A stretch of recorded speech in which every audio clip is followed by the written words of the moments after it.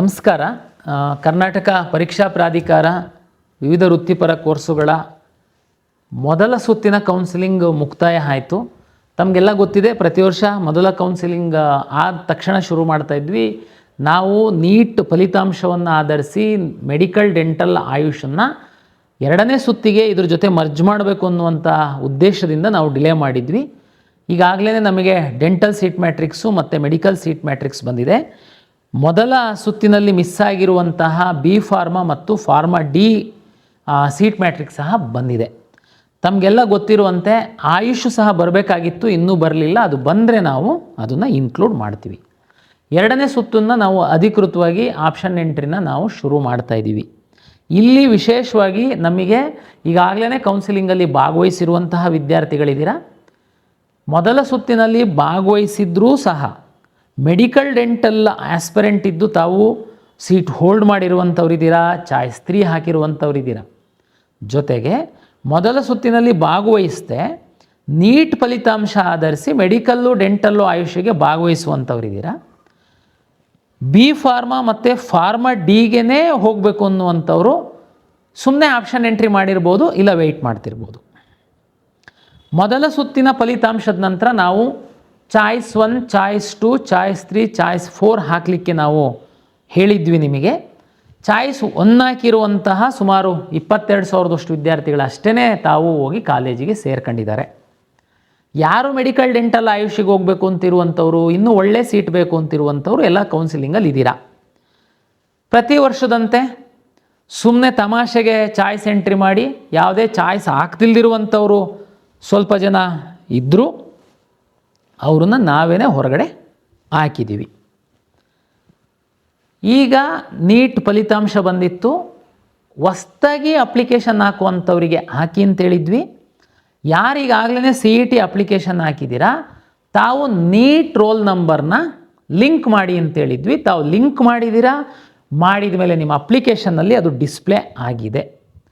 Verification ಸ್ಲಿಪ್ಪನ್ನು download ಮಾಡ್ಕೊಂಡ್ರೆ ಸಹ ತಮಗೆ ನೀಟ್ ರ್ಯಾಂಕು ನಿಮ್ಮ ವೆರಿಫಿಕೇಷನ್ ಸ್ಲಿಪ್ಪಲ್ಲಿ ಡೌನ್ಲೋಡ್ ಆಗಿದೆ. ಈ ವರ್ಷ ನಾವು ವಿಶೇಷವಾಗಿ ಆಲ್ಮೋಸ್ಟ್ ಒಂದು 6 ಮಂತ್ ತನಕ ನಾವು ನಿಮ್ಮ ವೆರಿಫಿಕೇಷನ್ ಸ್ಲಿಪ್ಪಲ್ಲಿ ಎಲ್ಲ ಮೀಸಲಾತಿಗಳನ್ನು ನೋಡ್ಕೊಳ್ಳಿ, ಯಾವುದಾದ್ರೂ ಮಿಸ್ ಆಗಿತ್ತು ಅಂತಂದರೆ ಅಪ್ಡೇಟ್ ಮಾಡ್ಕೊಳ್ಳಿ ಅಂತ ಸಾಕಷ್ಟು ಬಾರಿ ಹೇಳಿದ್ರೂ ಸಹ ಈಗ ನಿಮಗೆ ರಿಯಲೈಸ್ ಆಗಿದೆ, ಈಗ ನಂದು ಮೈನಾರಿಟಿ ಇಲ್ಲ ಹಾಕಬೇಕು ಅಂತ ಓಡಾಡ್ತಾ ಇದ್ದೀರಾ. ಇದು ದುರಂತ. ನಾವು ದಿಕ್ಸೂಚಿ ಅಂತ ಮ್ಯಾಗ್ಝೈನ್ ಸಹ ತಮ್ಮ ಕಾಲೇಜಿಗೆ ಕಳಿಸ್ಕೊಟ್ಟಿದ್ವಿ. ಸಾಕಷ್ಟು ನಾವು ನಮ್ಮ ವಿಕಾಸನ ಚಾನಲಲ್ಲಿ ಹಾಕೋದಲ್ದೇ ಸಾಕಷ್ಟು ಯೂಟ್ಯೂಬ್ ಚಾನಲ್ಲು ಈ ಕೌನ್ಸಿಲಿಂಗಿಗೆ ಎಲ್ಪ್ ಮಾಡುವಂಥವ್ರಿದ್ದಾರೆ. ಅವ್ರುಗಳು ಸಹ ಸಾಕಷ್ಟು ನಿಮಗೆ ಎಜುಕೇಟ್ ಮಾಡಿದ್ದಾರೆ. ಆದರೆ ನಿಮಗೆ ಅವಾಗ ಅದು ಅರಿವಾಗಿಲ್ಲ, ಜವಾಬ್ದಾರಿ ಇಲ್ಲ. ಈಗ ನಿಮಗೆ ರಿಯಲೈಸ್ ಆಗಿ ಓಡಾಡ್ತಾ ಇದ್ದೀರಾ. ಆದರೆ ಕೆ ಎ ಎಲ್ಲಿ ಯಾವ ಹಂತದ ತನಕ ಒಂದು ಚೌಕಟ್ಟಿರುತ್ತೆ ಅಲ್ಲಿವರೆಗೆ ಮಾತ್ರ ನಾವು ಎಲ್ಪ್ ಮಾಡಲಿಕ್ಕೆ ಸಾಧ್ಯ, ಅದನ್ನು ಮೀರಿ ಮಾಡಲಿಕ್ಕೆ ಆಗಲ್ಲ. ಈಗ ಎರಡನೇ ಸುತ್ತಿನ ಕೌನ್ಸಿಲಿಂಗಿಗೆ ಬರೋಣ. ಯಾರು ಚಾಯ್ಸ್ 2 ಹಾಕಿ ಹೋಲ್ಡ್ ಮಾಡಿದ್ದೀರಾ ತಾವು ಮೆಡಿಕಲ್ಲು ಡೆಂಟಲ್ಲು ಬಿ ಫಾರ್ಮಾ ಮತ್ತು ಫಾರ್ಮಾ ಡಿ ತಾವು ಆಪ್ಷನ್ ಎಂಟ್ರಿನ ಮಾಡಬಹುದು. ಚಾಯ್ಸ್ 3 ಹಾಕಿರುವಂಥವರು ಸಹ ನೀವು ನಮ್ಮ ಸಿಸ್ಟಮ್ ಒಳಗಡೆ ಇದ್ದೀರಾ, ನೀವು ಆಪ್ಷನ್ ಎಂಟ್ರಿ ಮಾಡ್ಬೋದು. ಕಳೆದ ವರ್ಷದ ತನಕ ನಮಗೊಂದು ಬೇಡಿಕೆ ಇತ್ತು, ಏನು ಅಂದರೆ ಮೊದಲ ಸುತ್ತಿನಲ್ಲಿ ಆಪ್ಷನ್ ಎಂಟ್ರಿ ಮಾಡುವಾಗ ಸರ್ ನಾವು ಮಿಸ್ ಮಾಡಿಬಿಟ್ಟಿದ್ವಿ, ನಂದು ಮೇಲ್ಗಡೆ ಇನ್ನೂ ಒಳ್ಳೆ ಕಾಲೇಜನ್ನು ಹಾಕುವಂಥದ್ದು ಮರ್ತೋಗಿತ್ತು, ಎರಡನೇ ರೌಂಡಲ್ಲಿ ನಮಗೆ ಹಾಕೋದಕ್ಕೆ ಕೊಡಿ ಅಂತ. ನಮ್ಮ ಅಲಾಟ್ಮೆಂಟ್ ಸಾಫ್ಟ್ವೇರ್ ಅದಕ್ಕೆ ಸಪೋರ್ಟ್ ಮಾಡ್ತಿರಲಿಲ್ಲ ಅಂತ ನಾವು ಹೊಸ ಆಪ್ಷನ್ಗಳನ್ನ ಹಾಕೋದಕ್ಕೆ ಅವಕಾಶ ಕೊಡ್ತಿರಲಿಲ್ಲ.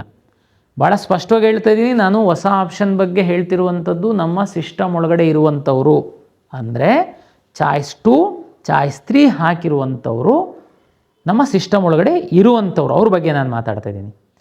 ಈ ವರ್ಷ ನಾವು ಅಲಾಟ್ಮೆಂಟ್ ಸಾಫ್ಟ್ವೇರ್ನ ಸ್ವಲ್ಪ ಅಪ್ಗ್ರೇಡ್ ಮಾಡಿದ್ದೀವಿ ವಿದ್ಯಾರ್ಥಿಗಳ ದೃಷ್ಟಿಯಿಂದ. ಯಾವುದಾದ್ರೂ ಬಿಟ್ಟೋಗಿತ್ತು ನಿಮ್ಮದು ಕಾಲೇಜು, 90% ಇಲ್ಲ 10% ಸ್ಟೂಡೆಂಟ್ದು ಈ ಥರದ್ದು ಸಣ್ಣ ಗೊಂದಲ ಇದ್ದರೆ ತಾವು ಬೇಕಾದರೆ ಹಾಕ್ಬೋದು. Medical, dental, Ayush B pharma, pharma D ಜೊತೆಗೆ ನೀವು ನಮ್ಮ ಸಿಸ್ಟಮ್ ಒಳಗಡೆ ಇರುವಂಥವರು ಯಾವುದಾದ್ರೂ ಕಾಲೇಜನ್ನು ಹಾಕೋದಾದರೆ ಹಾಕ್ಬೋದು. ಒಂದು ಪಾಯಿಂಟು. ಎರಡನೇದು, ಮೆಡಿಕಲ್ಲಿಗೋಸ್ಕರನೇ ಈಗ ನೀವು ಎಂಟ್ರಿ ಆಗ್ತಾಯಿದ್ದೀರ ಸಿಸ್ಟಮ್ ಒಳಗಡೆ. ತಾವುಗಳು ಮೆಡಿಕಲ್ಲಿಗೆ ಮಾತ್ರ ಹಾಕೋದಕ್ಕಾಗುತ್ತೆ. ಅಂದರೆ ಮೆಡಿಕಲ್ ನೀಟ್ ರ್ಯಾಂಕ್ ಆಧರಿಸಿ ನಿಮ್ಮ ಲಾಗಿನ್ ಒಳಗಡೆ ತಾವು ಈಗ ಏನಾದ್ರೂ ಇಲ್ಲಿವರೆಗೆ ಸುಮ್ಮನಿದ್ದು ನಾನು ಈಗ ಇಂಜಿನಿಯರಿಂಗ್ ಹಾಕಬೇಕು, ನೋ, ಈಗ ನಾನು ಅಗ್ರಿಕಲ್ಚರ್ ಹಾಕಬೇಕು, ಈಗ ನಾನು ವೆಟರ್ನರಿ ಹಾಕಬೇಕು, ಸಾಧ್ಯ ಇಲ್ಲ. ಅಂದರೆ ಫಸ್ಟ್ ಟೈಮ್ ನೀವು ಭಾಗವಹಿಸ್ತಾ ಇರುವಂತಹ ವಿಶೇಷವಾಗಿ ನೀಟ್ ರ್ಯಾಂಕ್ ಆಧರಿಸಿ ಕೌನ್ಸಿಲಿಂಗ್ಗೆ ಭಾಗವಹಿಸೋದಕ್ಕಿದ್ದಂಥ ವಿದ್ಯಾರ್ಥಿಗಳಿಗೆ. ನಮ್ಮ ಹತ್ರ ಇನ್ನು ಸ್ವಲ್ಪ ವಿದ್ಯಾರ್ಥಿಗಳಿದ್ದಾರೆ. ಯಾವ ಥರ ಅಂತಂದರೆ ಬೈ ಮಿಸ್ಟೇಕ್ ಚಾಯ್ಸ್ 4 ಹಾಕಿ ಹೊರಗಡೆ ಹೋಗಿದ್ದಾರೆ.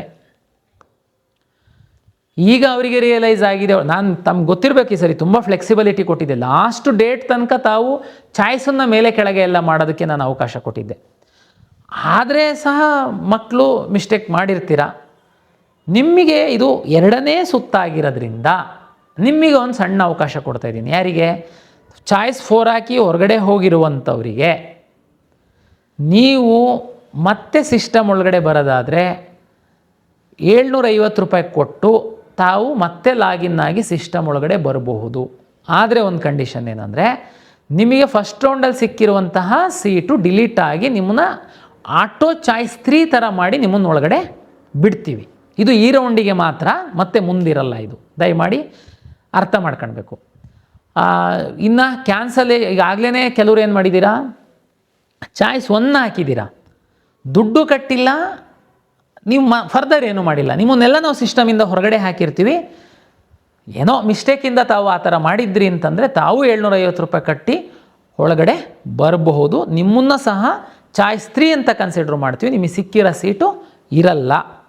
ಇದು ಈ ಸೆಕೆಂಡ್ ರೌಂಡ್ ಆಗಿರೋದಕ್ಕೆ ಇದಕ್ಕೆ ಮಾತ್ರ ನಾವು ಅವಕಾಶ ಕೊಡ್ತಾ ಇರೋದು. ಮುಂದಿನ ಯಾವ ದಿನಗಳಲ್ಲೂ ಈ ಅವಕಾಶಗಳು ಇರಲ್ಲ.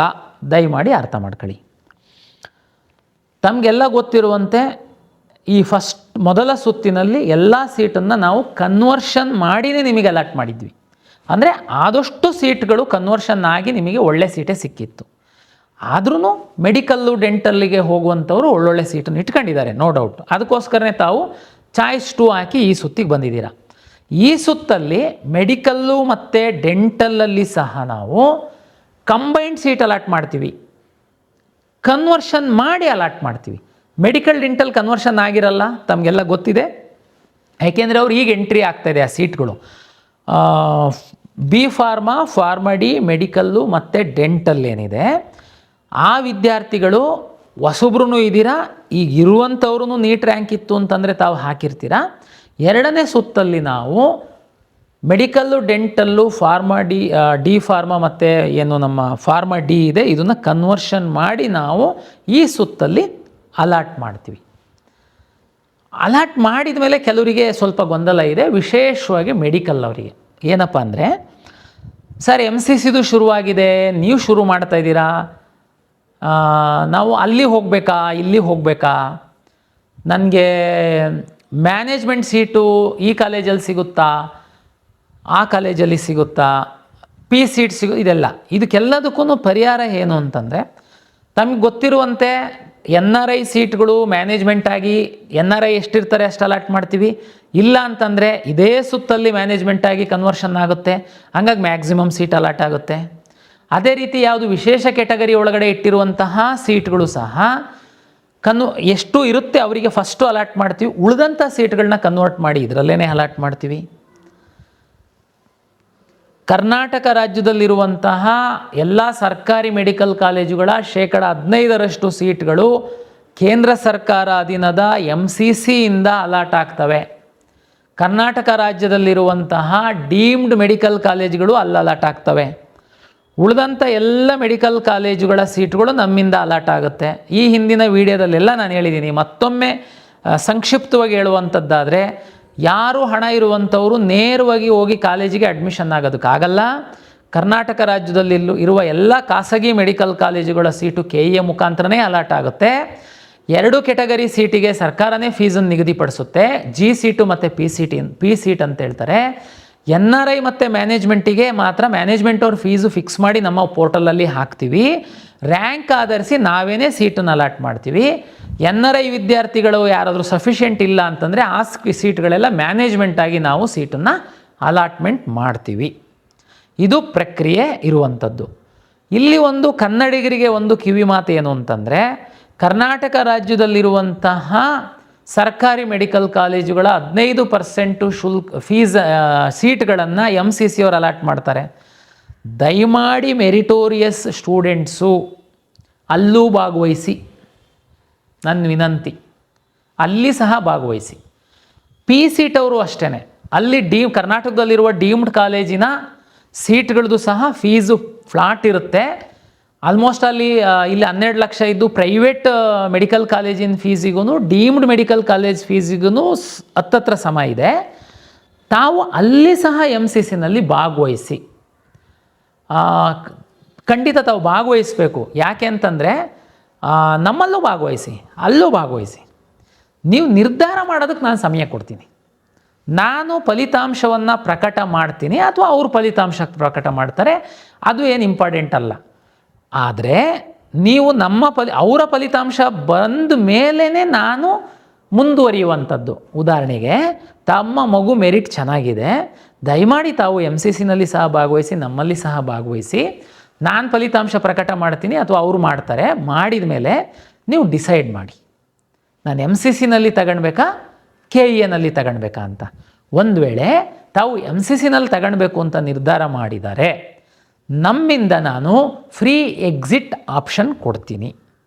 ತಾವು ಫ್ರೀಯಾಗಿ ನಮ್ಮಿಂದ ಎಕ್ಸಿಟ್ ಆಗಿ, ನಾನು ನಿಮಗೊಂದೆರಡು ದಿನ ಅಂದರೆ MCC ಅವ್ರದ್ದು ಫೈನಲ್ ರಿಸಲ್ಟ್ ಪಬ್ಲಿಷ್ ಆದ ನಂತರ ನಾನು ಒಂದಿನ ಟೈಮ್ ಕೊಡ್ತೀನಿ. ತಾವು ಎಕ್ಸಿಟ್ ಆದಮೇಲೆ ನಾನು ರೀರನ್ ಮಾಡಿ ಫಲಿತಾಂಶ ಪ್ರಕಟ ಮಾಡ್ತೀನಿ. ಆ ವಿಷಯ ಇಷ್ಟೇ. ಎನಿವೇ ಅದು 15% ಸೀಟು ನೀವು ಅಲ್ಲಿ ಸೇಮ್ ಮೆರಿಟ್ ಇದ್ದು, ಉದಾಹರಣೆಗೆ ಬೆಂಗಳೂರು ಮೆಡಿಕಲ್ ಕಾಲೇಜು ನೀವು ಟಾಪರ್ಸ್ ಇದ್ದೀರಾ, ನಮ್ಮಲ್ಲೂ ಸಿಗುತ್ತೆ ಅಲ್ಲೂ ಸಿಗುತ್ತೆ, ನೀವು ಅಲ್ಲೇ ತಗೊಳ್ಳಿ. ಇನ್ನೊಬ್ಬ ನಮ್ಮ ಹುಡುಗ ಇನ್ನೊಬ್ಬ ಕೆಳಗಿಂದ ನಾವು ನಮ್ಮ KEAಯಿಂದ ಹೋಗೋದಕ್ಕೆ ಅನುಕೂಲ ಆಗುತ್ತೆ ಅನ್ನುವಂಥದ್ದು ಅಷ್ಟೇ. ಯಾಕೆಂದರೆ ಕಾಲೇಜು ಸೇಮ್ ಇರುತ್ತೆ, ಹಾಗಾಗಿ ನಿಮಗೆ ಏನು ಪ್ರಾಬ್ಲಮ್ ಆಗಲ್ಲ. ದಯಮಾಡಿ ಅದು ಮಾಡಬೇಕು. ಇನ್ನೊಂದು, ಆಪ್ಷನ್ ಎಂಟ್ರಿ ಮಾಡುವಂತಹ ಸಂದರ್ಭದಲ್ಲಿ ಎಲ್ಲ ವಿದ್ಯಾರ್ಥಿಗಳಿಗೆ ನಾನು ಹೇಳುವಂಥದ್ದು, ಭಾಳ ಜವಾಬ್ದಾರಿಯಿಂದ ಆಪ್ಷನ್ ಎಂಟ್ರಿ ಮಾಡಿ. ಮೆಡಿಕಲ್ಲು ಡೆಂಟಲ್ಲಿಗೆ ಆಯುಷಿಗೆ ಮಾತ್ರ ಇದು ಫಸ್ಟ್ ರೌಂಡು. ಉಳಿದಂಥ ಎಲ್ಲ ಕೋರ್ಸುಗಳಿಗೆ ಇದು ಸೆಕೆಂಡ್ ರೌಂಡ್ ಅಂತ ನಾನು ಟ್ರೀಟ್ ಮಾಡ್ತೀನಿ. ಸೆಕೆಂಡ್ ರೌಂಡೇನೆ. B ಫಾರ್ಮಾ ಫಾರ್ಮ್ Dಗೆ ಫಸ್ಟ್ ರೌಂಡ್ ಆದ್ರೂ ಅದು ನಾನು ಸೆಕೆಂಡ್ ರೌಂಡ್ ಅಂತ ಟ್ರೀಟ್ ಮಾಡ್ತೀನಿ. ದಯಮಾಡಿ ಅದನ್ನು ನಾನು ಮುಂದಕ್ಕೆ ಕ್ಯಾರಿ ಮಾಡಲ್ಲ. ಇದು ಅರ್ಥ ಮಾಡ್ಕೊಳ್ಬೇಕು ವಿದ್ಯಾರ್ಥಿಗಳು. ನಾನು ಈ ಹಿಂದೆ ಎಲ್ಲ ತಮಗೆ ಹೇಳಿದ್ದೀನಿ, 2ನೇ ಸುತ್ತಿನಲ್ಲಿ ಕಡ್ಡಾಯವಾಗಿ ಅಡ್ಮಿಷನ್ ತಗೊಳ್ಬೇಕು ಅಂತ ನಾನು ಹೇಳಿದ್ದೀನಿ. ಇದು ಇಲ್ಲಿ ಇಂಪಾರ್ಟೆಂಟ್ ಆಗುತ್ತೆ, ನೀವು ಚಾಯ್ಸ್ ಕರೆಕ್ಟ್ ಹಾಕುವಂಥದ್ದಕ್ಕೋಸ್ಕರ. ಮೆಡಿಕಲ್ ಡೆಂಟಲ್ ಅವರಿಗೆ ಫಸ್ಟ್ ರೌಂಡ್ ಇದೆ.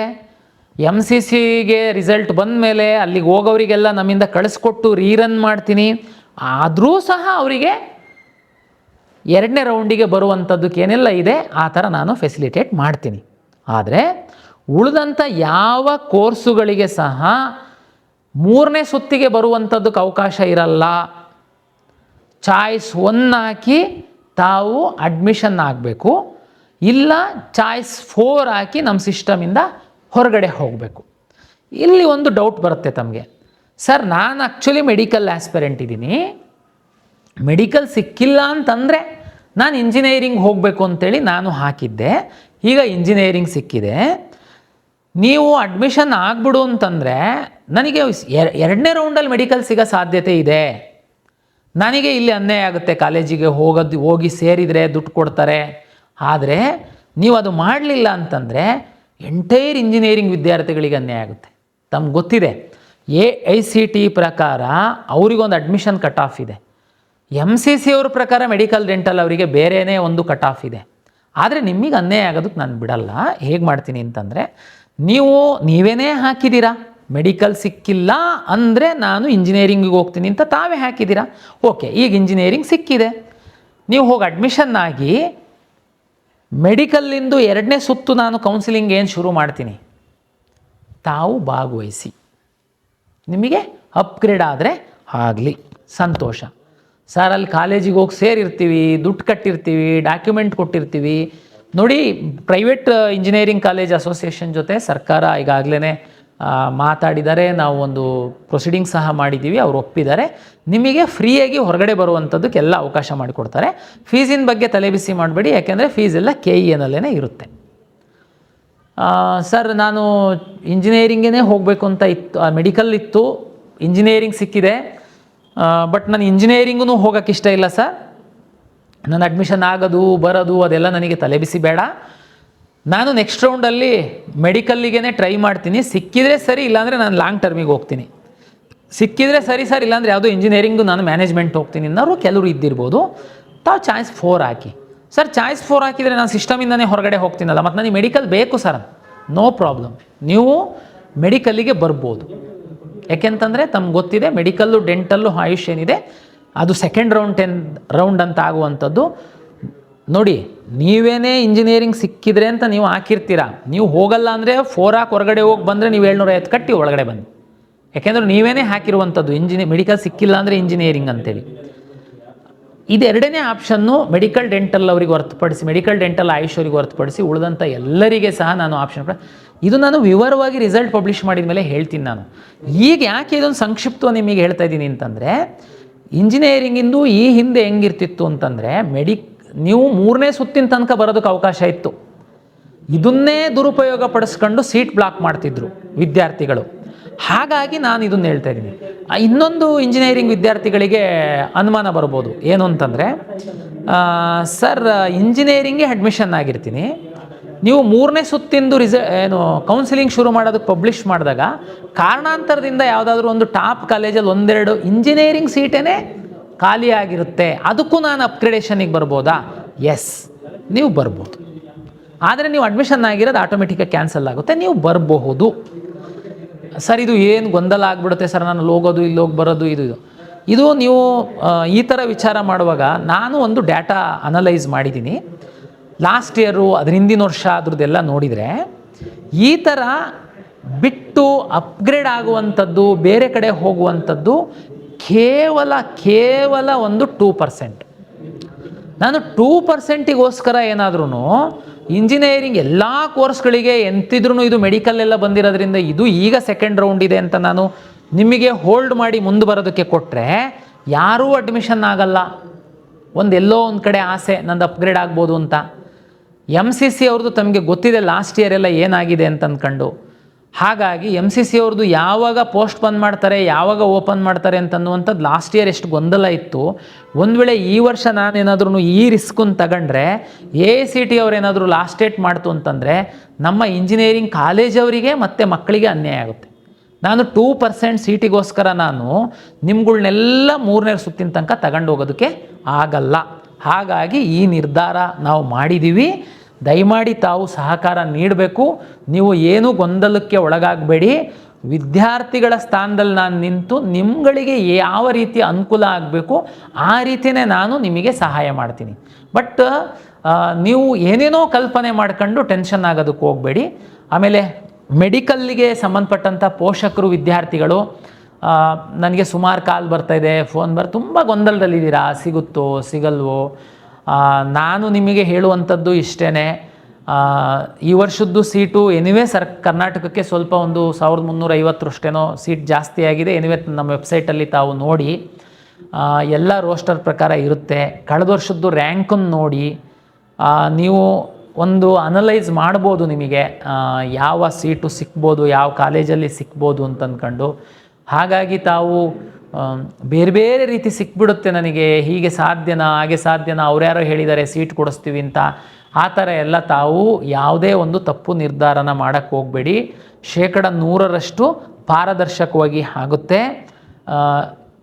ಪೇರೆಂಟ್ಸಿಗೆ ತುಂಬ ಸ್ಪಷ್ಟವಾಗಿ ಹೇಳುವಂಥದ್ದು, ಕರ್ನಾಟಕ ರಾಜ್ಯದಲ್ಲಿ ಸರ್ಕಾರಿ ಮೆಡಿಕಲ್ ಕಾಲೇಜ್ಗಳಿದೆ, ಖಾಸಗಿ ಮೆಡಿಕಲ್ ಕಾಲೇಜ್ಗಳಿದೆ. ಖಾಸಗಿ ಮೆಡಿಕಲ್ ಕಾಲೇಜ್ಗಳಲ್ಲಿ ಕೆಲವು ಪ್ರೈವೇಟ್ ಯೂನಿವರ್ಸಿಟಿ ಸ್ಟೇಟಸನ್ನು ತಗೊಂಡಿರೋರಿದ್ದಾರೆ, ಕೆಲವು ಮೆಡಿಕಲ್ ಕಾಲೇಜುಗಳು ಡೀಮ್ಡ್ ಯೂನಿವರ್ಸಿಟಿ ಸ್ಟೇಟಸನ್ನು ತಗೊಂಡಿರೋರಿದ್ದಾರೆ. ಡೀಮ್ಡ್ ಯೂನಿವರ್ಸಿಟಿ ಸ್ಟೇಟಸ್ ತಗೊಂಡಿರುವ ಮೆಡಿಕಲ್ ಕಾಲೇಜ್ಗಳಲ್ಲಿ ಕೆಲವು ಕಾಲೇಜುಗಳು ಸರ್ಕಾರ NOC ಕೊಡುವಾಗ ಏನೋ ಒಂದು ಕಮಿಟ್ಮೆಂಟ್ ಮಾಡಿರೋದ್ರಿಂದ ಕೆಲವು ಸೀಟ್ಗಳನ್ನು ಕೆ ಎಗೆ ಸಹ ಬಿಟ್ಟುಕೊಡ್ತಾರೆ. ಆ ಸೀಟ್ಗಳನ್ನು ನಾವು ಜಿ ಸೀಟಾಗಿ ಸರ್ಕಾರಿ ಮಾನದಂಡಗಳಂತೆ ಮೀಸಲಾತಿಯಂತೆ ನಾವು ಅಲಾಟ್ ಮಾಡ್ತೀವಿ. ಇನ್ನು ಉಳಿದಂಥ ಎಲ್ಲ ಡೀಮ್ಡ್ ವಿಶ್ವವಿದ್ಯಾಲಯಗಳ ಸೀಟ್ಗಳು MCCಯಿಂದ ಅಲಾಟ್ ಆಗುತ್ತೆ. ಖಾಸಗಿ ವಿಶ್ವವಿದ್ಯಾಲಯಗಳೇನಿದ್ದಾವೆ, ಮೆಡಿಕಲ್ ಕಾಲೇಜ್ ನಡೆಸ್ತಾ ಇರುವಂಥದ್ದು, ಅವರು ಸೀಟ್ಗಳು 100% ನಮ್ಮಿಂದನೇ ಅಲಾಟ್ ಆಗುವಂಥದ್ದು. ಆದರೆ ಸೀಟ್ ಶೇರಿಂಗು ಸಣ್ಣ ವ್ಯತ್ಯಾಸ ಇದೆ. ಮತ್ತು ಅಲ್ಲಿ ಪಿ ಸೀಟ್ ಅಂತ ನಾವೇನು ಕರಿತೀವಿ, ಅದು ಬೇರೆ ಕಾಲೇಜಲ್ಲೆಲ್ಲ 12-12.5 ಲಕ್ಷ ಇತ್ತು ಅಂತಂದರೆ, ಈ ಖಾಸಗಿ ವಿಶ್ವವಿದ್ಯಾಲಯದಲ್ಲಿ ಆಲ್ಮೋಸ್ಟ್ ಆಲ್ ಡಬಲ್ ಇದೆ. ಹಾಗಾಗಿ ತುಂಬ ಗೊಂದಲ ಮಾಡ್ಕೊಳ್ಳೋದಕ್ಕೆ ಹೋಗಬೇಡಿ. ನಮ್ಮ ಕಾಲೇಜುವಾರು ಫೀಸ್ ಸ್ಟ್ರಕ್ಚರು, ಕಾಲೇಜುವಾರು ಸೀಟ್ಸ್ ಇದೆ, ಅದನ್ನೊಂದು ಸರಿ ನೋಡಿ. ಇನ್ನೊಂದು ಕನ್ಫ್ಯೂಷನ್, ಒಂದು ಕಾಲೇಜಲ್ಲಿ 4 ಕೆಟಗರಿ ಸೀಟ್ ಇರುತ್ತೆ. ಉದಾಹರಣೆಗೆ ಜಿ ಸೀಟು, ಮೆರಿಟೋರಿಯಸ್ ಸ್ಟೂಡೆಂಟ್ಸು, ಸರ್ಕಾರದ ಎಲ್ಲ ಮೀಸಲಾತಿಗಳನ್ನ. ಇನ್ನೊಂದು ಪಿ ಸೀಟು, ಮತ್ತು ಮ್ಯಾನೇಜ್ಮೆಂಟ್ ಸೀಟು, NRI ಸೀಟು. ನೀವು ಆಪ್ಷನ್ ಎಂಟ್ರಿ ಮಾಡುವಾಗ ಫಸ್ಟು ಸರ್ ಜಿ ಸೀಟನ್ನೆಲ್ಲ ಒಂದು ಕಾಲೇಜಿಗೆ ಒಂದೇ ಹಾಕಬೇಕಾ, ಜಿ ಸೀಟನ್ನು ಮಾತ್ರ ಹಾಕಬೇಕಾ? ನೀವು ನಿಮ್ಮ ಮಗು ಲಾಗಿನ್ನು ಓಪನ್ ಮಾಡ್ಕೊಂಡು ನೀವು ಕೂತ್ಕೊಳ್ಳಿ, ಭಾಳ ಸ್ಪಷ್ಟವಾಗಿ ನಿಮಗೆ ಕ್ಲಾರಿಟಿ ಬರುತ್ತೆ. ಈಗ ಉದಾಹರಣೆಗೆ ನೀವು ಜಿ ಸೀಟು ಸಿಗ್ಬೋದು, ಇಲ್ಲ ಅಂದರೆ ಪಿ ಸೀಟ್ ಸಿಗುತ್ತೆ ಅನ್ನುವಂಥದ್ದು ಇದೆ ಅಂತ ಭಾವಿಸೋಣ. ಜಿ ಸೀಟು ಅಂದರೆ ಗೌರ್ಮೆಂಟ್ ಕಾಲೇಜಲ್ಲೂ ಸೀಟ್ ಇದೆ, ಪ್ರೈವೇಟ್ ಮೆಡಿಕಲ್ ಕಾಲೇಜಲ್ಲೂ ಜಿ ಸೀಟ್ಗಳಿದೆ. ಕೆಲವರು ತಾವು ಫೈನಾನ್ಷಿಯಲಿ ಚೆನ್ನಾಗಿದ್ದು ನಾನು ಗೌರ್ಮೆಂಟ್ ಮೆಡಿಕಲ್ ಕಾಲೇಜ್ ಜೊತೆಗೆ ಪ್ರೈವೇಟ್ ಮೆಡಿಕಲ್ ಕಾಲೇಜ್ನೂ ಜಿ ಸೀಟ್ ಹಾಕ್ತೀನಿ ಅಂತಂದರೆ ಮಿಕ್ಸ್ ಮಾಡಿ ಹಾಕ್ಬೋದು. ಲಾಸ್ಟಿಗೆ ಬರ್ತಾ ಬರ್ತಾ ಪ್ರೈವೇಟ್ ಕಾಲೇಜಿನ ಜಿ ಸೀಟ್ ಹಾಕಿ ಅದೇ ಕಾಲೇಜಿನ ಪಿ ಸೀಟ್ ಹಾಕಿ ಅದೇ ಕಾಲೇಜಿನ ಮ್ಯಾನೇಜ್ಮೆಂಟ್ ಸೀಟನ್ನು ಹಾಕ್ಬೋದು. ನೀವು ಏನು ಬೇಕಾದ್ರೂ ಹಾಕ್ಬೋದು. ಈಗ ಉದಾಹರಣೆಗೆ ಒಂದು ಕಾಲೇಜಲ್ಲಿ 4 ಕೆಟಗರಿ ಸೀಟ್ ಇದೆ ಅಂತಂದರೆ ನೀವು 4 ಕೆಟಗರಿ ಸೀಟನ್ನು ಹಾಕ್ಬೋದು. ಆಮೇಲೆ ಕೆಲವರು ಪೇರೆಂಟ್ಸ್ ಏನು ಮಾಡ್ತೀರಾ, ಲಾಸ್ಟ್ ಇಯರ್ದೆಲ್ಲ ರ್ಯಾಂಕ್ ನೋಡಿದ್ದೀವಿ, ನಮಗೆ ಅದೇನು ಕಾಲೇಜು ಸಿಗುವಂಥದ್ದು ಚಾನ್ಸಸ್ ಇಲ್ಲ, ಬಟ್ ಯಾವುದಕ್ಕೂ ಇರಲಿ ಅಂಥೇಳಿ ನಾವು ಅದನ್ನೊಂದು ಹಾಕಿದ್ದೀವಿ ಅಂತ. ಯಾವುದಕ್ಕೂ ಇರಲಿ ಅಂತ ತಾವು ಹಾಕುವಾಗ ದಯಮಾಡಿ ಕೆಳಗೆ ಹಾಕಿದ್ದೀವಿ ನಾವು ಅಂತ. ಕೆಳಗಲ್ಲ. ನಮ್ಮ ಕಂಪ್ಯೂಟರ್ ಹೆಂಗೆ ಕನ್ಸಿಡರ್ ಮಾಡುತ್ತೆ, ನಿಮ್ಮ ರ್ಯಾಂಕು ಮತ್ತು ನೀವು ಮೊದಲು ಯಾವ್ದು ಹಾಕಿದ್ದೀರಾ, ಮೊದಲು ಹಾಕಿರುವಂಥದ್ದಕ್ಕೆ ಮೊದಲ ಆದ್ಯತೆ ರ್ಯಾಂಕ್ ಮೇಲೆ, 2ನೇದಕ್ಕೆ 2ನೇ ಆದ್ಯತೆ, 3ನೇದಕ್ಕೆ 3ನೇ ಆದ್ಯತೆ, ಈ ರೀತಿ ಅಲಾಟ್ ಮಾಡ್ತಾ ಬರುತ್ತೆ. ನೀವು ಯಾವುದಕ್ಕೂ ಇರಲಿ ಅಂತ ಹಾಕುವಂಥ ಸಂದರ್ಭದಲ್ಲಿ ಕೆಳಗೆ ಹಾಕುವಂಥದ್ದಲ್ಲ. ಒಂದು. 2ನೇದು, ಸೀಟ್ ಮುಂದೆ ಫೀಸು ಸಹ ಬರುತ್ತೆ. ದಯಮಾಡಿ ಫೀಸನ್ನು ನೋಡಿ. ತುಂಬ ಮಕ್ಕಳು ಪೇರೆಂಟ್ಸ್ ಏನು ಮಾಡ್ತಾರೆ, ಒಂದು ಟೆನ್ಷನ್ನಲ್ಲಿ ಗಡಿಬಿಡಿನಲ್ಲಿ ಮ್ಯಾನೇಜ್ಮೆಂಟ್ ಸೀಟನ್ನು ಸಹ ತಂದು ಹಾಕ್ಬಿಟ್ಟಿರ್ತೀರ ನೀವು. ಆ್ಯಕ್ಚುಲಿ ನೀವು ಶಕ್ತಿ ಇರಲ್ಲ ಫೈನಾನ್ಷಿಯಲಿ ಮ್ಯಾನೇಜ್ಮೆಂಟ್ ಸೀಟಿಗೆ. ಕಂಪ್ಯೂಟರ್ ಅಲಾಟ್, ನಿಮ್ಮ ರ್ಯಾಂಕ್ ಚೆನ್ನಾಗಿದ್ದು ನೀವು ಮ್ಯಾನೇಜ್ಮೆಂಟ್ ಸೀಟನ್ನು ತಂದು ಮೇಲೆ ಹಾಕಿದರೆ ಅಲಾಟ್ ಮಾಡುತ್ತೆ. ನೀವೇನು ಮ್ಯಾನೇಜ್ಮೆಂಟ್ ಸೀಟೇ ಫಸ್ಟ್ ಕೇಳಿದ್ದೀರಾ ಅಂತ. ಹಂಗಾಗಲ್ಲ. ನಿಮಗೆ ಅದು ಹಣನೂ ಅಲ್ಲಿರೋದ್ರಿಂದ ತಾವು ಚೆಕ್ ಮಾಡಿ, PDF ಡೌನ್ಲೋಡ್ ಮಾಡಿ ಒಂದು ಸರಿ ನೀಟಾಗಿ ನೋಡಿ. ಪೇರೆಂಟ್ಸ್ ನೋಡಿ, ಮಕ್ಕಳು ತುಂಬಾ ಅವರಿಗೆ ಅರ್ಥ ಆಗಲ್ಲ, ಗೊಂದಲ ಇರುತ್ತೆ ಅಂತಂದರೆ. ಅಲಾಟ್ ಆದಮೇಲೆ ಬಂದು ಇಲ್ಲ ನನಗೆ ಅದು ಇಂಟ್ರೆಸ್ಟ್ ಇರಲಿಲ್ಲ ಹಾಗೆ ಹೀಗೆ ಅಂತೆಲ್ಲ ಹೇಳಿದರೆ ಆಮೇಲೆ ನಿಮಗೂ ತೊಂದರೆ, ನಮಗೂ ತೊಂದರೆ. ನಿಮ್ಮನ್ನು ಹೊರಗಡೆ ಹಾಕುವಂಥದ್ದು ಸಿಸ್ಟಮ್ ಅಲಾಟ್ಮೆಂಟು, ನಾವು ಯಾವುದು ಮ್ಯಾನ್ಯುವಲ್ ಮಾಡುವಂಥದ್ದಲ್ಲ. ಹಾಗಾಗಿ ನೀವು ತಾಳ್ಮೆಯಿಂದ ಈ ಕೆಲಸವನ್ನು ಮಾಡಬೇಕು. ತುಂಬ ಕಡಿಮೆ ಮೆಡಿಕಲ್ ಕಾಲೇಜ್ಗಳಿರುತ್ತೆ, ಹಾಗಾಗಿ ತುಂಬ ಟೆನ್ಷನ್ ಮಾಡುವಂತಹ ಅಗತ್ಯ ಇಲ್ಲ. ತಾವು ಇದನ್ನು ಮಾಡಿ PDF ಇಟ್ಕೊಳ್ಳಿ. ಕೊನೆ ಲಾಸ್ಟ್ ಡೇ ತನಕ ನಾವೇನು 13ನೇ ತಾರೀಕಿನ ತನಕ ಅವಕಾಶ ಕೊಡ್ತಾಯಿದ್ದೀವಿ, ಸಾಕು. ಯಾಕೆಂತಂದ್ರೆ ಈಗ ಆಲ್ರೆಡಿ ನಮ್ಮ ಹತ್ರ ಸುಮಾರು ಚಾಯ್ಸ್ 2 ಮತ್ತು ಚಾಯ್ಸ್ 3 ಹಾಕಿರೋರೆ ಆಲ್ಮೋಸ್ಟ್ ಅಲ್ಲಿ 85,000 ವಿದ್ಯಾರ್ಥಿಗಳು ಆಲ್ರೆಡಿ ನಮ್ಮ ಸಿಸ್ಟಮ್ ಒಳಗೆ ಇದ್ದೀರಾ. ನೀವು ಜಸ್ಟ್ ಮೇಲೆ ಕೆಳಗೆ ಮಾಡುವಂಥದ್ದು. ಹಾಗಾಗಿ 13ನೇ ತಾರೀಕಿನ ತನಕ ಅವಕಾಶ ಕೊಡ್ತಾಯಿದ್ದೀವಿ. ಇದನ್ನು ಸದುಪಯೋಗ ಪಡಿಸ್ಕೊಳ್ಳಿ. ಒಂದು ಪಾಯಿಂಟ್ ಮಿಸ್ ಆಗಿತ್ತು. ಫಸ್ಟ್ ರೌಂಡಲ್ಲಿ ತಾವು ಆಪ್ಷನ್ ಎಂಟ್ರಿ ಮಾಡಿದ್ದೀರಾ, ನಿಮಗೆ ಯಾವುದೂ ಸೀಟ್ ಅಲಾಟ್ ಆಗಿಲ್ಲ, ಬಟ್ ನೀವು ನಮ್ಮ ಸಿಸ್ಟಮ್ ಒಳಗಡೆ ಇದ್ದೀರಾ, ನಿಮ್ಮ ಹತ್ರ ಆಪ್ಷನ್ಸೂ ಇದ್ದಾವೆ. 1.5 ತಿಂಗಳ ಹಿಂದೆ ತಾವು ಆಪ್ಷನ್ ಎಂಟ್ರಿ ಮಾಡಿದ್ರಿ. ನಿಮ್ಮನ್ನು ನಾನು ನೇರವಾಗಿ ಈ ಸುತ್ತಲ್ಲಿ ಸೀಟ್ ಅಲಾಟ್ಮೆಂಟಿಗೆ ನಿಮ್ಮ ಆಪ್ಷನ್ಗಳನ್ನ ನಾನು ಕನ್ಸಿಡರ್ ಮಾಡೋಕ್ಕಾಗಲ್ಲ. ಮಾಡಿದರೆ ತಪ್ಪಾಗುತ್ತೆ. ಯಾಕೆ ಅಂತಂದರೆ ನಿಮಗೆ ಇಂಟ್ರೆಸ್ಟ್ ಇದೆಯಾ ಇಲ್ವಾ ಅನ್ನೋದು ನನಗೆ ಗೊತ್ತಿಲ್ಲ. ಯಾಕೆಂದರೆ ನೀವು ಆಪ್ಷನ್ ಎಂಟ್ರಿ ಮಾಡಿದ್ರಿ, ನಿಮಗೆ ಫಸ್ಟ್ ರೌಂಡಲ್ಲಿ ಸೀಟ್ ಸಿಕ್ಕಿಲ್ಲ, ನೀವು ನಮ್ಮ ಸಿಸ್ಟಮ್ ಒಳಗಡೆ ಇದ್ದೀರಾ. ತಾವು ದಯಮಾಡಿ ಒಮ್ಮೆ ಲಾಗಿನ್ ಆಗಿ ನನಗೆ ಕೌನ್ಸಿಲಿಂಗಲ್ಲಿ ಮುಂದುವರಿಯುವಂಥದ್ದಕ್ಕೆ ಇಷ್ಟ ಇದೆ ಅಂತ ಟಿಕ್ ಮಾಡಿದರೆ ನಿಮ್ಮನ್ನು ನಾವು ಕನ್ಸಿಡರ್. ನೀವು ಮೇಲೆ ಕೆಳಗೆ ಅರೇಂಜ್ ಮಾಡೋದಕ್ಕೆ ಅವಕಾಶ ಇದೆ, ಕೆಲವು ಸೀಟ್ಗಳು ಬಂದಿದೆ, ಬೇಕಾದರೆ ತಾವು ಹಾಕೋದಕ್ಕೆ ಬೇಕಾದ್ರೂ ಅವಕಾಶ ಇದೆ, ಬಟ್ ನೀವು ಲಾಗಿನ್ ಆಗಿ ಮಾಡಬೇಕು. ಯಾಕೆ ಸರ್ ನಾವು ಆಲ್ರೆಡಿ ಮಾಡಿದ್ದೀವಲ್ಲ ಸರ್, ನಾವು ಮತ್ತೊಂದು ಸರಿ ಯಾಕೆ ಮಾಡಬೇಕು ಅಂತ ಕೆಲವ್ರು ಕೇಳ್ಬೋದು. ಏನಾಗ್ತಾ ಇತ್ತು ಹಿಂದೆ ಅಂತಂದರೆ, ತುಂಬ ದೊಡ್ಡ ನಂಬರ್ ವಿದ್ಯಾರ್ಥಿಗಳಿಗೆ ಸೀಟ್ ಅಲಾಟ್ ಆಗಿರ್ತಿರ್ಲಿಲ್ಲ. ನಮ್ಮವರು ಎಂಟೈರ್ ವಿದ್ಯಾರ್ಥಿಗಳನ್ನ ಇಲ್ಲಿಗೆ ಪೋರ್ಟ್ ಮಾಡ್ಕೊಂಡ್ಬಿಟ್ಟು ರನ್ ಮಾಡಿ ಅಲಾಟ್ ಮಾಡ್ತಿದ್ರು. ಆಮೇಲೆ ಅವರು ಆಲ್ರೆಡಿ ಮ್ಯಾನೇಜ್ಮೆಂಟಲ್ಲಿ ಸೇರ್ಕೊಳ್ಳೋದು, ಬೇರೆ ಬೇರೆ ಕಡೆ ಹೋಗಿ ಸೇರ್ಕೊಂಡ್ಬಿಟ್ಟಿರ್ತಿದ್ರು. ನಮಗೆ ಅಡ್ಮಿಷನ್ಸ್ ಪ್ರಮಾಣ ಭಾಳ ಕಡಿಮೆ ಆಗ್ತಾಯಿತ್ತು. ಅವರಿಗೆ ಕೇಳಿದರೆ, ಸರ್ ನಾವೆಲ್ಲಿ ಸರ್ ಫಸ್ಟ್ ರೌಂಡಲ್ಲಿ ನಾವು ಭಾಗವಹಿಸಿದ್ವಿ, ನಮಗೆ ಯಾವುದೂ ಸೀಟ್ ಸಿಕ್ಕಿಲ್ಲ, ಹಂಗೆ ನಾವು ಹೋಗಿದ್ದೀವಿ, ಅದಕ್ಕೋಸ್ಕರ ನಾವು ಮಾಡಿದ್ದೀವಿ. ದಯಮಾಡಿ ಮೊದಲ ಸುತ್ತಿನಲ್ಲಿ ಆಪ್ಷನ್ ಎಂಟ್ರಿ ಮಾಡಿ ಯಾವುದೇ ಸೀಟು ಸಿಕ್ಕಿಲ್ಲದ ಇರುವಂಥ ವಿದ್ಯಾರ್ಥಿಗಳು ತಾವು ಲಾಗಿನ್ ಆಗಿ ತಾವು ಕನ್ಸೆಂಟ್ ಕೊಟ್ಟರೆ ಅಷ್ಟೇ ತಮ್ಮನ್ನು ಈ ಸುತ್ತಿನಲ್ಲಿ ಕನ್ಸಿಡ್ರು ಮಾಡ್ತೀವಿ. ಇಷ್ಟು ತಾವು ವೆಬ್ಸೈಟಲ್ಲಿ ನೋಡಿ ಕಳೆದ ವರ್ಷದ್ದು ಮೆಡಿಕಲ್ಲು ಒಂದು ಡೆಂಟಲ್ದು ರ್ಯಾಂಕನ್ನು ಸಹ ನೋಡಿ ತಾವೊಂದು ಕನ್ಕ್ಲೂಷನ್ಗೆ ಬರಬಹುದು. 13ನೇ ತಾರೀಕಿನ ತನಕ ಆಪ್ಷನ್ ಎಂಟ್ರಿಗೆ ನಾವು ಅವಕಾಶ ಕೊಟ್ಟಿದ್ದೀವಿ. ಸಮಾಧಾನವಾಗಿ ಕೂತ್ಕೊಂಡು ಆಪ್ಷನ್ ಎಂಟ್ರಿ ಮಾಡಿ. ಈಗಾಗಲೇ ನಮ್ಮ ಕೌನ್ಸಿಲಿಂಗ್ ಒಳಗಡೆ ಇರುವಂಥವರು ತಾವು ಮೇಲೆ ಕೆಳಗೆ ಮಾಡುವಂಥದ್ದು, ಡಿಲೀಟ್ ಮಾಡುವಂಥದ್ದು, ಹೊಸದಾಗಿ ಆಪ್ಷನ್ ಹಾಕೊಳ್ಳುವಂಥದ್ದಕ್ಕೆ ಅವಕಾಶ ಇರುತ್ತೆ. ನಮ್ಮದು ಜೊತೆಗೆ ಬ್ರೋಷರ್ ಇದೆ ವಿವರವಾದಂತಹ ಕೌನ್ಸಿಲಿಂಗಿಗೆ ಸಂಬಂಧಪಟ್ಟಂತೆ, ಅದನ್ನು ಸಹ ತಾವು ಸ್ಟಡಿ ಮಾಡಿ ನಿಮಗೆ ತುಂಬ ಕ್ಲಾರಿಟಿ ಬರುತ್ತೆ ಅಂತೇಳಿ ನಾನು ಹೇಳ್ತಾ, ಜಸ್ಟ್ ಒಂದು ವಾರ ಇದೆ, ತುಂಬ ಇನ್ವಾಲ್ವ್ ಆಗಿ ತಾವು ಒಳ್ಳೆ ರೀತಿಯಲ್ಲಿ ನೀವು ಆಪ್ಷನ್ ಎಂಟ್ರಿ ಮಾಡ್ತು ಅಂತಂದರೆ ಯಾವುದೇ ಗೊಂದಲ ಇಲ್ದಿರೋ ಥರ ಕೌನ್ಸಿಲಿಂಗ್ ಮಾಡಲಿಕ್ಕೆ ಸಾಧ್ಯ ಆಗುತ್ತೆ. ಧನ್ಯವಾದಗಳು.